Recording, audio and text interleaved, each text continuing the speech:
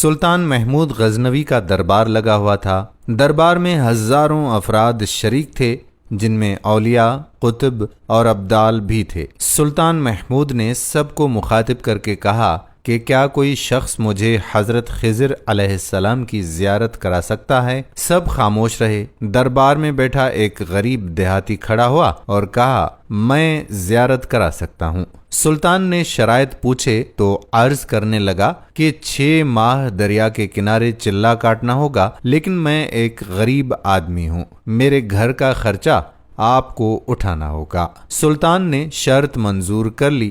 اس شخص کو چلہ کاٹنے کے لیے بھیج دیا گیا اور گھر کا خرچہ بادشاہ کے ذمہ ہو گیا۔ 6 ماہ گزرنے کے بعد سلطان نے اس شخص کو دربار میں حاضر کیا اور پوچھا تو دیہاتی کہنے لگا، حضور کچھ وظائف الٹے ہو گئے ہیں، لہٰذا 6 ماہ مزید لگیں گے۔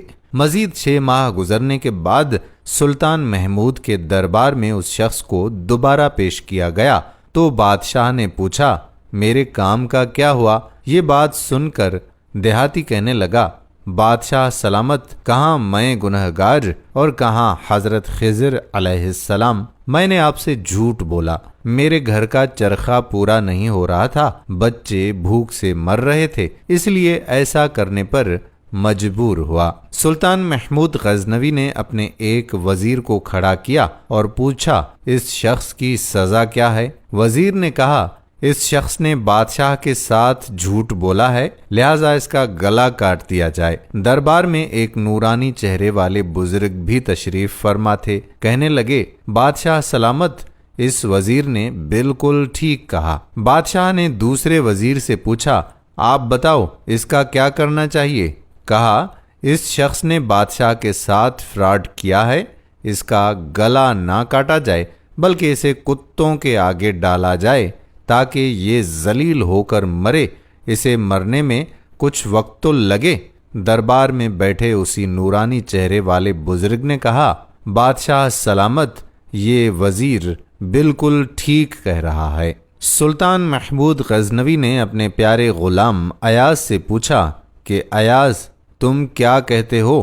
ایاز نے کہا، بادشاہ سلامت، آپ کی بادشاہی سے 1 سال ایک غریب کے بچے پلتے رہے، آپ کے خزانے میں بھی کوئی کمی نہیں آئی اور نہ ہی اس کے جھوٹ سے آپ کی شان میں کوئی فرق پڑا۔ اگر میری بات آپ مانیں تو اسے معاف کر دیں، اگر اسے قتل کر دیا تو اس کے بچے بھوک سے مر جائیں گے۔ ایاز کی یہ بات سن کر محفل میں بیٹھا وہی نورانی چہرے والا بابا کہنے لگا، ایاز بالکل ٹھیک کہہ رہا ہے۔ سلطان محمود غزنوی نے اس بابا جی کو بلایا اور پوچھا کہ آپ نے ہر وزیر کے فیصلے کو درست کہا، اس کی وجہ مجھے سمجھائیں گے؟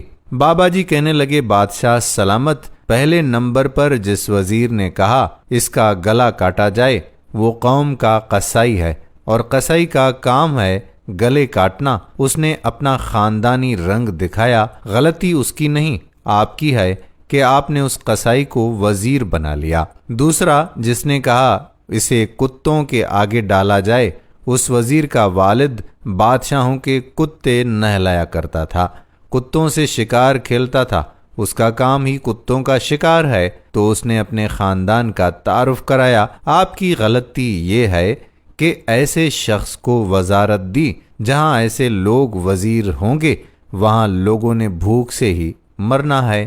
اور تیسرا، ایاز نے جو فیصلہ کیا تو سلطان محمود سنو، ایاز سید زادہ ہے۔ سید کی شان یہ ہے کہ سید اپنا سارا خاندان کربلا میں ذبح کرا دیتا ہے مگر بدلہ لینے کا کبھی نہیں سوچتا۔ سلطان محمود اپنی کرسی سے کھڑا ہو جاتا ہے اور ایاز کو مخاطب کر کے کہتا ہے کہ ایاز، تم نے آج تک مجھے کیوں نہیں بتایا کہ تم سید ہو؟ ایاز کہتا ہے، آج تک کسی کو اس بات کا علم نہ تھا کہ ایاز سید ہے، لیکن آج بابا جی نے میرا راز کھولا، آج میں بھی ایک راز کھول دیتا ہوں۔ اے بادشاہ سلامت، یہ بابا کوئی عام ہستی نہیں ہے بلکہ حضرت خضر علیہ السلام ہیں۔ دوستو، ہم امید کرتے ہیں کہ ہماری آج کی ویڈیو آپ کو پسند ضرور آئی ہوگی۔ اگر ویڈیو پسند آئی ہے تو اپنے دوستوں احباب کے ساتھ ویڈیو کو شیئر بھی ضرور کیجیے گا۔ آنے والی ویڈیو تک ہمیں اجازت دیجیے۔ اللہ حافظ۔